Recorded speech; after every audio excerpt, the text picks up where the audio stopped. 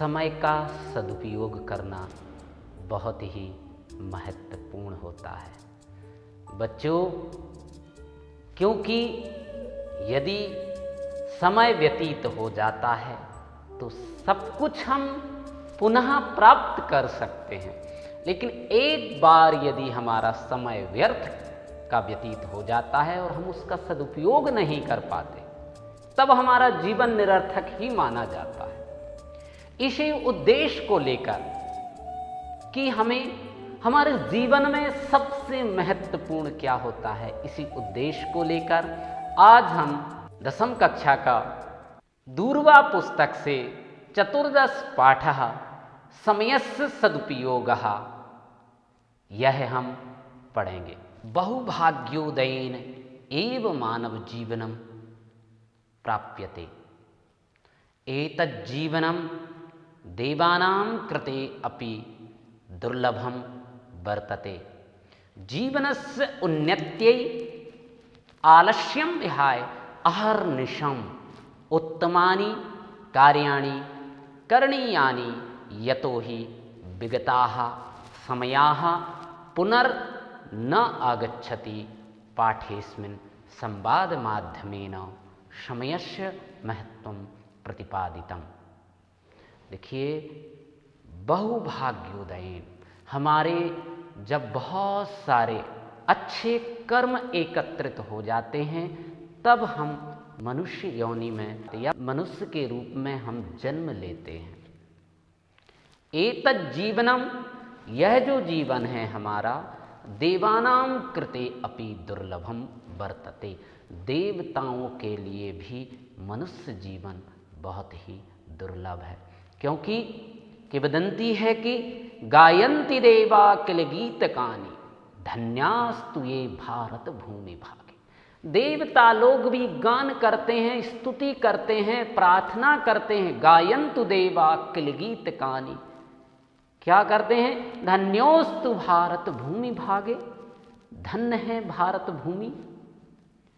भारत में जन्म लेने के लिए देवता लोग भी समय की प्रतीक्षा करते हैं और जन्म लेना चाहते हैं। तो ये जो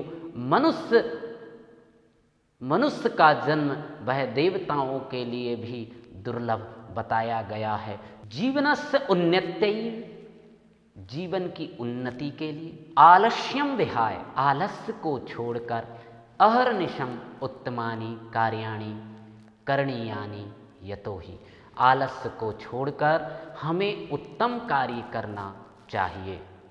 विगतः, क्योंकि विगतः समयः पुनर्न आगच्छे, जो समय हमारा बीत गया है वह समय हम फिर से प्राप्त नहीं कर सकते। पाठेस्मिन, इस पाठ में संवाद के माध्यम से, छात्र और शिक्षक का यह संवाद के माध्यम से इस पाठ को यहाँ पर बताया गया है। आचार्य जी कहते हैं, आचार्यः छात्राः मानव जीवनस्य उन्नत्यै अति महत्वपूर्णम किम भवति। मानव जीवन की उन्नति के लिए सबसे महत्वपूर्ण क्या होता है? छात्राः परिश्रमः अध्ययनं परोपकारः समयः इत्यादयः। मानव जीवन की उन्नति के लिए आचार्य जी कहते हैं कि अति महत्वपूर्ण क्या है, तब छात्र कहते हैं परिश्रम, अध्ययन, परोपकार और समय। ये मानव जीवन के लिए बहुत ही महत्वपूर्ण होते हैं। आचार्यः आम मानव जीवनस्य उन्नत्यै विभिन्नानि महत्वपूर्ण अंगानि सन्ति, किंतु तेषु समयस्य सदुपयोगः अर्थात सत्सु कार्येषु उपयोगः महत्वपूर्णः वर्तते। तभी शिक्षक कहते हैं, हाँ, मानव जीवन की उन्नति के लिए ये जो आपने बताए हैं ये तो महत्वपूर्ण होते ही हैं, लेकिन सबसे महत्वपूर्ण जो अंग है वह है समय सदुपयोग, वह है समय का सदुपयोग अर्थात सत्सु कार्येषु उपयोगः। हमारे कार्य में समय का सदुपयोग करते हुए हम अपना कार्य निष्पादित करें, अपना कार्य संपादित करना चाहिए। छात्राः कथम एतत्, यह कैसे? आचार्यः समयो हि अन्येषां वस्तूनाम् अपेक्षया अधिकाः महत्वपूर्णाः अधिकश्च मूल्यवान वर्तते। अन्य वस्तुओं की अपेक्षा समय ही अधिक मूल्यवान है। अन्यानि वस्तूनि विनिष्टानि पुनरपि लब्धुम शक्यन्ते। अन्य जो वस्तुएं हैं वह नष्ट हो जाएं तब हम उनको फिर से प्राप्त कर सकते हैं, परम समयो विनष्टो न केनापि उपायेन पुनः परावर्तयितुम शक्यते। लेकिन यदि समय हमारा एक बार निकल जाता है तो हम उसको फिर से नहीं प्राप्त कर सकते। यश आयुषो यवान अंशः निरर्थका गतः सः गतः एव। हमारी आयु का जो एक अंश भी व्यतीत हो गया वह फिर हम कभी भी नहीं प्राप्त कर सकते। छात्राः जनाः समयस्य दुरुपयोग कथम कथम कुर्वन्ति। छात्र कहते हैं आचार्य जी आप यह बताइए कि मनुष्य समय का दुरुपयोग किस तरह करते हैं। आचार्यः जनाः द्विधा समयस्य दुरुपयोगम कुर्वन्ति। व्यक्ति दो तरीके से अपने समय का दुरुपयोग करते हैं। व्यर्थ यापनेन अकार्य करणेन च, व्यर्थ का वार्तालाप करके और जो कार्य व्यक्ति को नहीं करने चाहिए वह कार्य व्यक्ति करता है। इस तरीके से दो तरह से व्यक्ति अपना समय का दुरुपयोग करता है। अनेके जनाः कार्य संपादने समर्थाः अपि निरर्थकम समयम यापयन्ति। ऐसे बहुत सारे व्यक्ति हैं जो समय का सदुपयोग कर सकते हैं, कार्य संपादन करने में समर्थ हैं, लेकिन वह अपना समय व्यर्थ ही गवाते हैं। किस तरह? इतो भ्रमंती ततो भ्रमंती, यहाँ घूमते हैं वहाँ घूमते हैं। अप्रयोजनम गृहे गृहे अट्टन्ति नाते स्वार्थाय एव किंचित कार्यम कुर्वन्ति ना वा परार्थाय। यहाँ घूमते हैं वहाँ घूमते हैं, अप्रयोजन बिना काम के, बिना प्रयोजन के गृहे गृहे अट्टन्ति, बिना प्रयोजन के घर घर जाते हैं। नाते स्वार्थाय, ना तो वो खुद के लिए, एव किंचित कार्यम कुर्वन्ति, ना तो वह खुद के लिए कोई कार्य करते हैं, ना वा परार्थाय, ना ही दूसरों के लिए वह कोई कार्य करते हैं। देव दुर्लभमिदं मानव शरीरम लब्ध्वापि, देवताओं के लिए भी जो दुर्लभ है मनुष्य शरीर, लब्ध्वापि येना अध्ययनम कुर्वन्ति ना धर्मम आचरन्ति, ना वह अध्ययन करते हैं, ना धर्म के अनुसार आचरण करते हैं, ना धनम उपार्जयन्ति और ना ही धन का उपार्जन करते हैं, ना वा मुक्तये प्रयासम कुर्वन्ति, ना ही मुक्ति के लिए प्रयास करते हैं।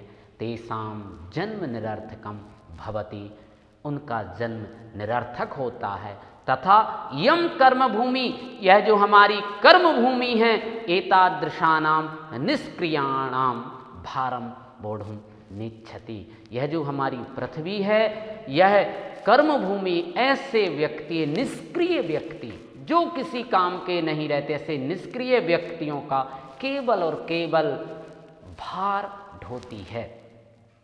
मनुष्य रूपेण मृगाश्चरन्ति, और वह व्यक्ति मनुष्य के रूप में वह मृग के समान इस पृथ्वी पर विचरण करता रहता है।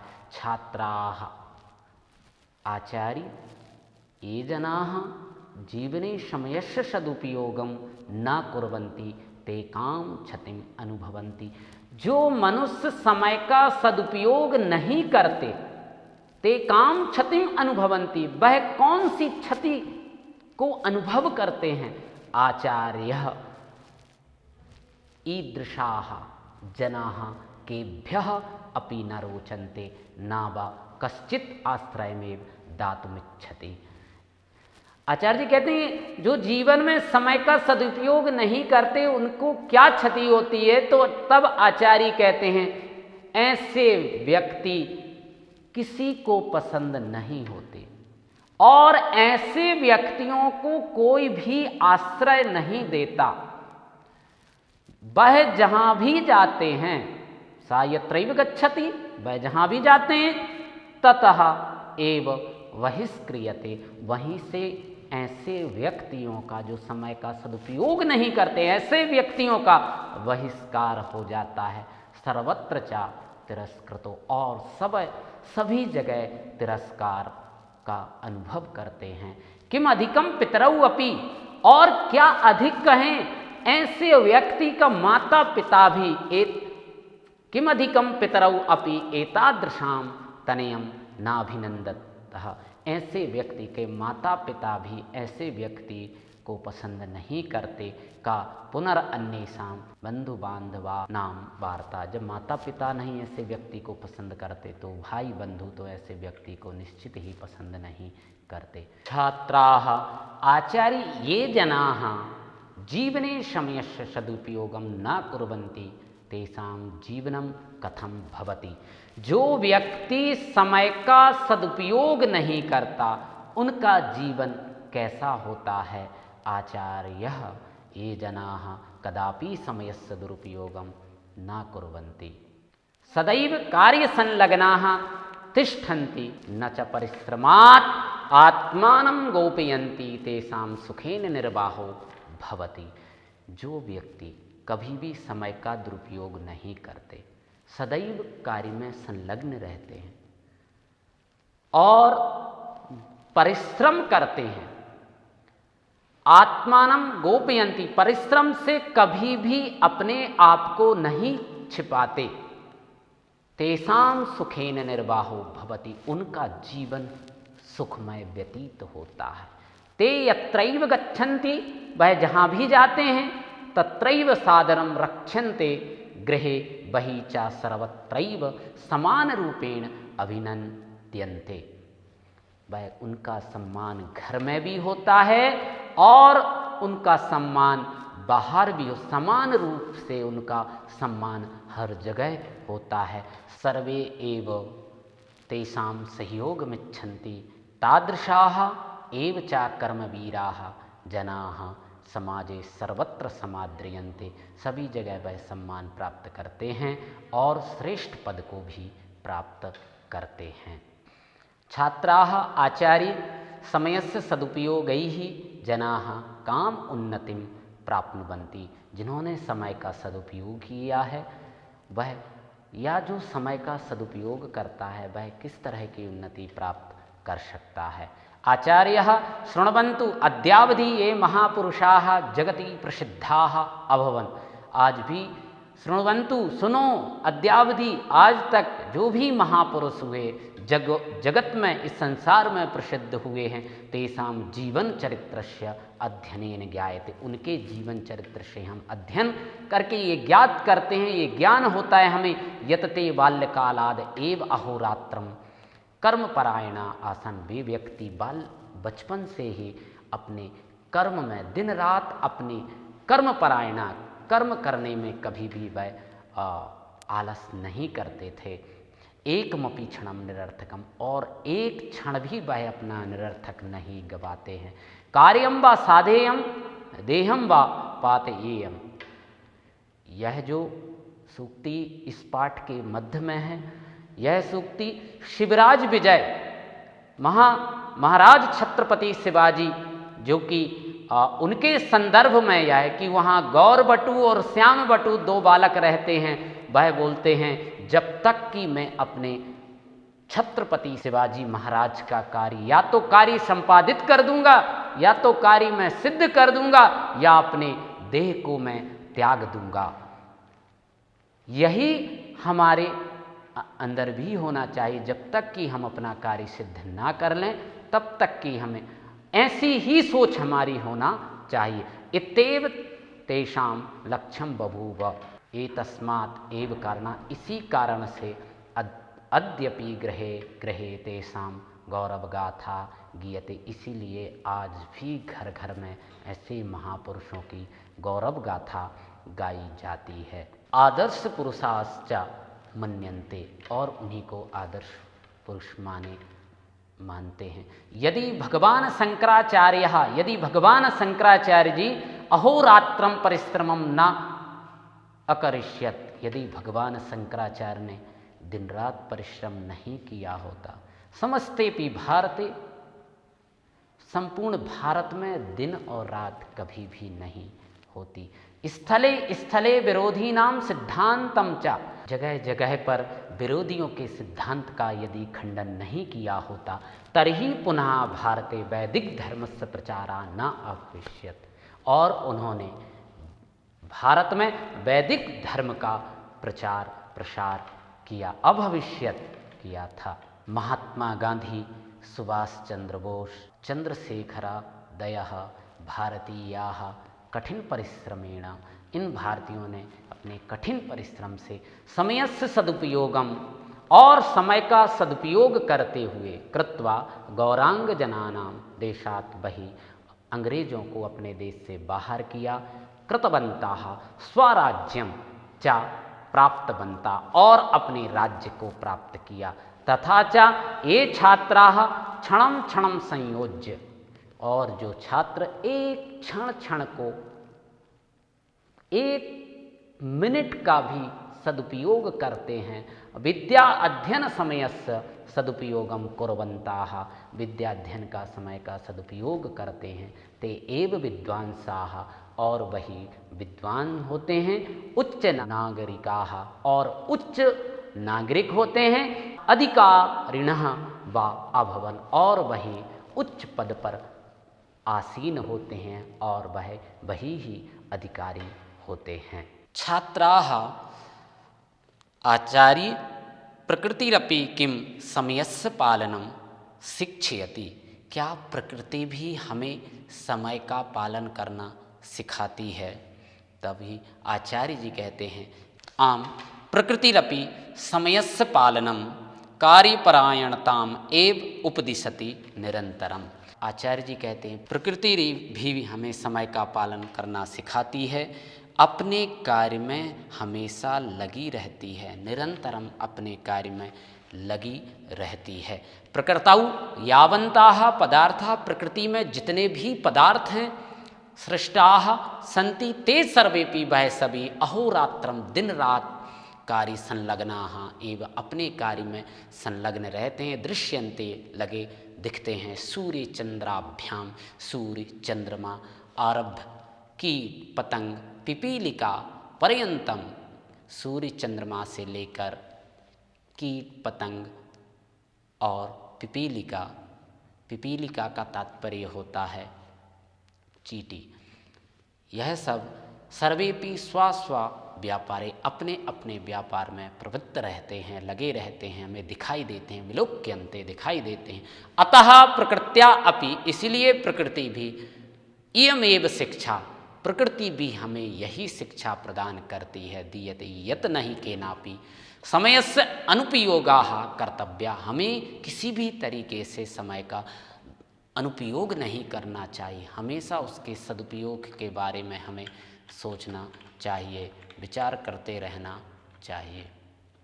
अतः अस्माभि आलस्यम विहाय, इसलिए हमें अपने आलस्य को छोड़कर सर्वदैव समयस्य सदुपयोगाः, हमें हमेशा समय का सदुपयोग करना चाहिए। न तो कदाचित, ना कि कभी, एकमपि क्षणम, एक क्षण भी व्यर्थ में हमें व्यतीत नहीं करना चाहिए। इसीलिए कहा गया है न कार्यकाल मति पातयेत, अर्थात किसी भी कार्य को करने में हमें व्यर्थ का अधिक समय नहीं लगाना चाहिए, कार्य को शीघ्रता पूर्ण कर लेना चाहिए। किसी भी कार्य को करने में हमें अधिक समय नहीं लगाना चाहिए, किसी भी कार्य को हमें शीघ्रता से कर लेना चाहिए। बच्चों, इस पाठ को पढ़ने से हमें यह शिक्षा मिलती है कि कभी भी अपने जीवन काल में हम समय का दुरुपयोग नहीं करेंगे। हम हमेशा समय का सदुपयोग करेंगे, क्योंकि हम यदि निरंतर अध्ययनशील रहेंगे, हम जितना ही अध्ययन करेंगे उतने ही हम विद्वान बनेंगे। ये निश्चित ही यह पाठ हमें बहुत जीवन में अग्रसर आगे बढ़ने की हमें बहुत शिक्षा देता है, और इस पाठ को हम आत्मसात करेंगे, अपने जीवन में उतारेंगे, और एक क्षण भी हम अपना निरर्थक नहीं करेंगे। बच्चों, अपने जीवन में यह बात हमेशा स्मरण रखना, याद रखना, हम समय का यदि दुरुपयोग करेंगे तो समय भी हमारा दुरुपयोग कर देता है। हम कहीं भी सम्मान प्राप्त नहीं करते, हमको हे दृष्टि से देखा जाता है। इसलिए एक क्षण क्षण भी हम व्यर्थ का व्यतीत ना होने दें, और निरंतर हमारा जो दायित्व है, हमारा जो कर्तव्य है, उस कर्तव्य को हम पूर्ण निष्ठा से करें, तो समाज में हमारा सम्मान होगा, और आपको भी वह अच्छा लगेगा, परिवार को भी वह अच्छा लगेगा। इसलिए हम समय का सदुपयोग निश्चित करेंगे, और कभी भी हम व्यर्थ की बातें, व्यर्थ का यहाँ वहाँ घूमना नहीं। जब तक कि हम लक्ष्य को प्राप्त ना कर लें, तब तक हमें पूर्ण निष्ठा के साथ अध्ययन करना है। अस्तु, धन्यवाद।